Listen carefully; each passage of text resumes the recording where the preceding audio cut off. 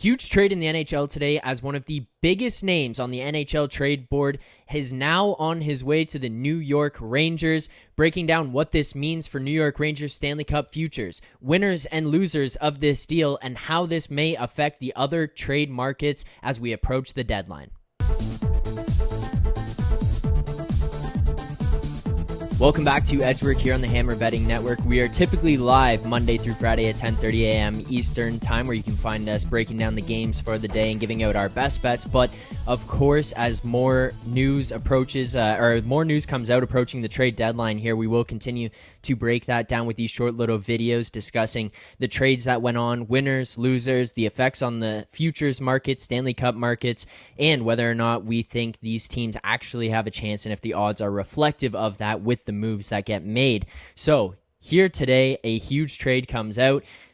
Vladimir Tarasenko on his way to the New York Rangers alongside Niko, Mikkola. The St. Louis Blues will be retaining 50% of Vladimir Tarasenko's salary, as well as getting back Sammy Blais, Hunter Skinner, a conditional 2023 first-round pick, and a conditional 2024 fourth-round pick that will turn into a third-round pick if the New York Rangers make the playoffs. At this point, it's kind of interesting watching the markets react, watching different teams and fan bases react to this in terms of what they think their teams could get, what the return on this is, and kind of setting the rest of the market. Alex, is this trade kind of underwhelming to you in terms of the return that St. Louis got back for these two UFAs at the end of the season, essentially? Like, we know they are UFAs, but Vladimir Tarasenko was still a big-name player going into this one.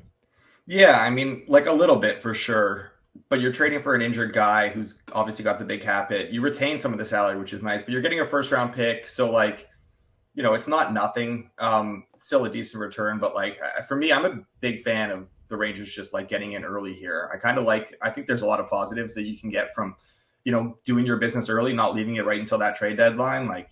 You're setting your own market, right? You don't have to kind of follow what the market's been set. You have more time for that player to kind of integrate into your team. And then you can also use these next, few weeks before the trade deadline to kind of see how things are playing out with those new additions, see if you have to make new moves, anything like that. So I don't know what your thoughts are on that, but I'm a big fan of them getting in early at least and getting this business done quickly.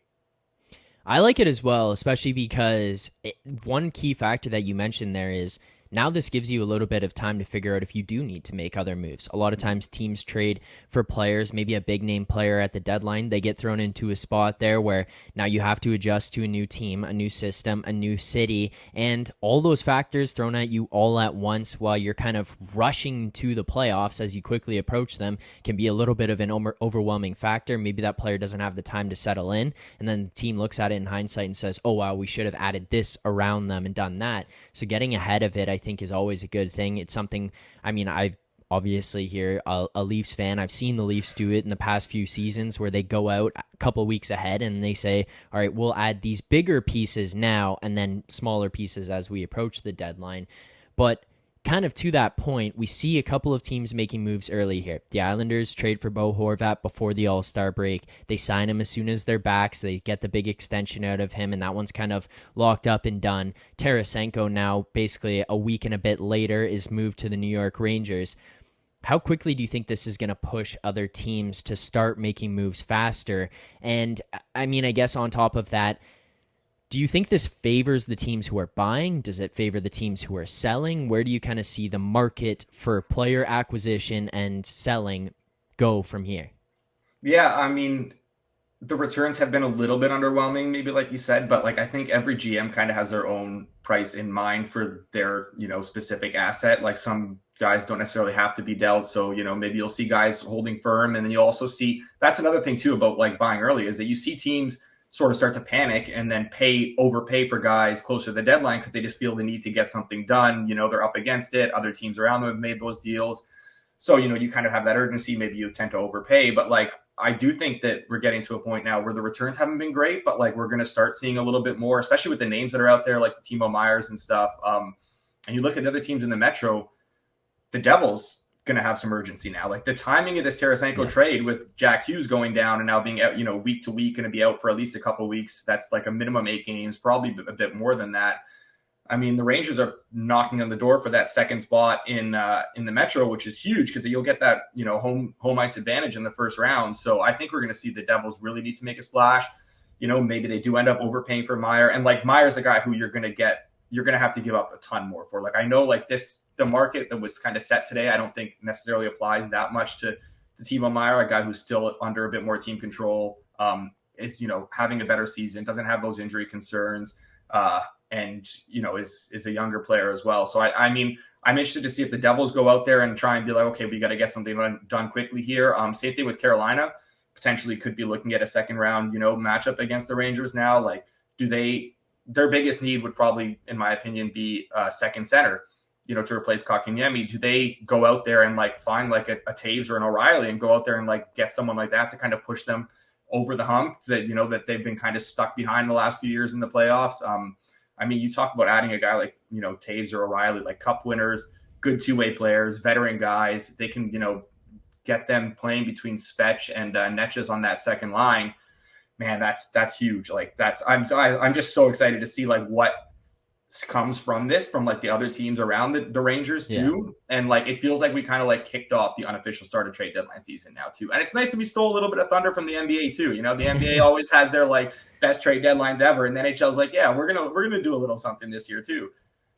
Yeah, it was kind of nice because we didn't just have like a Magna trade from San Jose going on to, who was it, Seattle, and just out of nowhere. It was a Vladimir Tarasenko, a big one there. But you're talking about this, the Rangers are 4 points back of the Devils. They've played one more game than the Devils have, but coming at this time where Jack Hughes is announced out, that is pretty timely.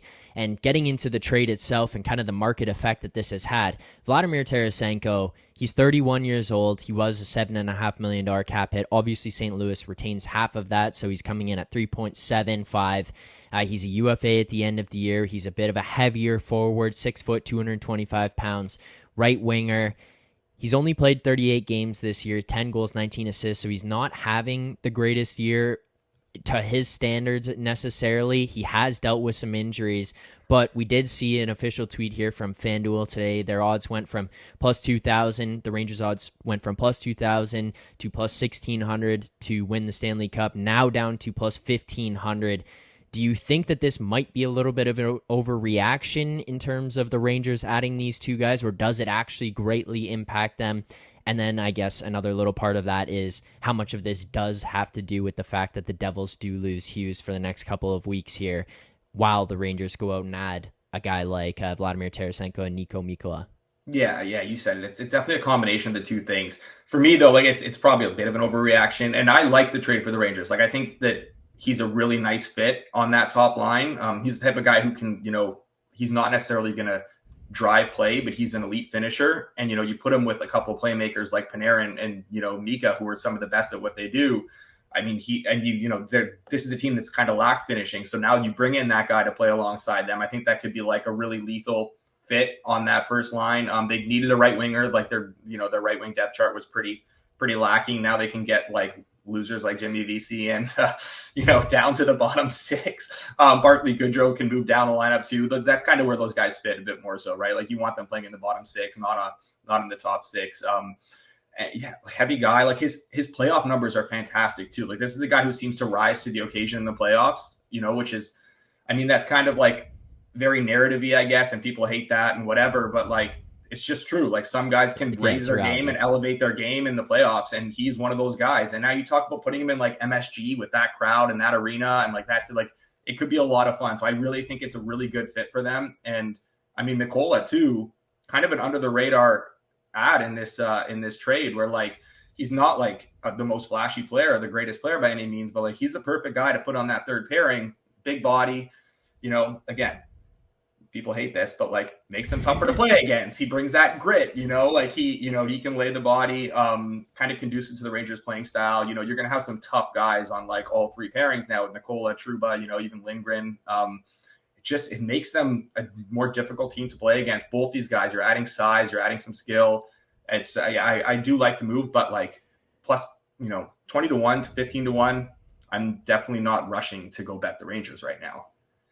Yeah, and for those not familiar, Mikkola, 26 years old, $1.9 million cap hit. He is a UFA at the end of this season as well, and you're talking about big, gritty, heavy guys to play against, hard guys to play against, 6'4", 185 pounds.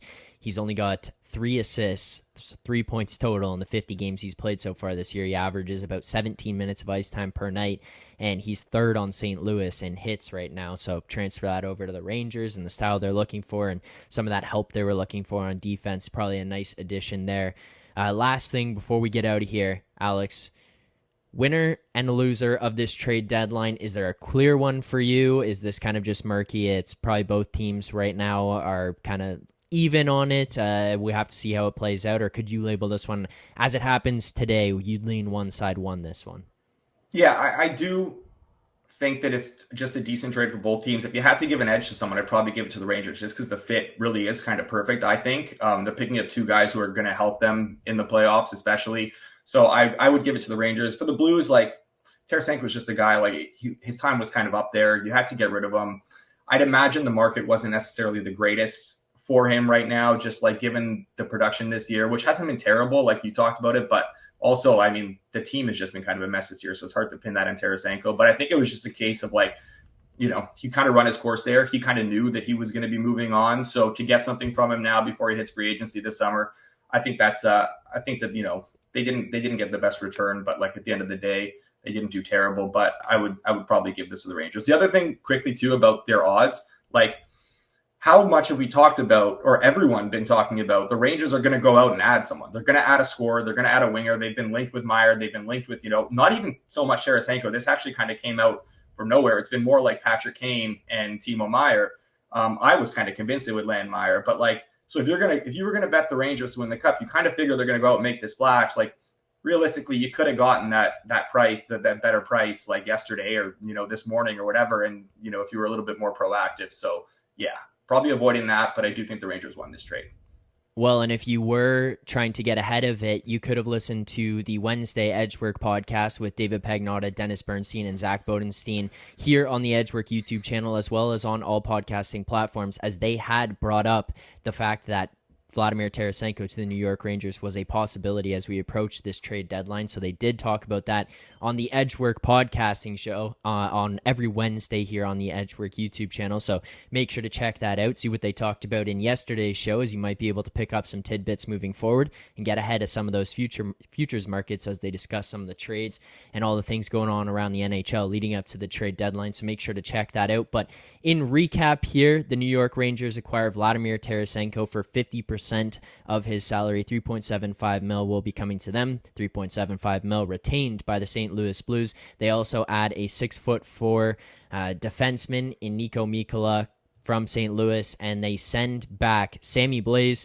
who they had previously traded for from St. Louis. They send him back to St. Louis, a prospect in Hunter Skinner, currently playing in the ECHL, a 2023 first-round pick, and a conditional 2024 fourth-round pick that would turn into a third-round pick if the Rangers make the playoffs this year, which I would deem pretty likely to happen. So essentially a third-round pick in 2024. Thank you to everyone who watched. If you enjoyed the content, please make sure to like this video, subscribe to this channel. Let us know in the comments below what you think of this trade, if there were winners and losers, if you are grabbing New York Rangers Stanley Cup tickets, and if you think the market may have overreacted to this one. Let us know in the comments below. Thanks to everyone for tuning in, and we will see you in our daily live streams Monday through Friday, 10:30 a.m. Eastern Time. We'll see you guys then.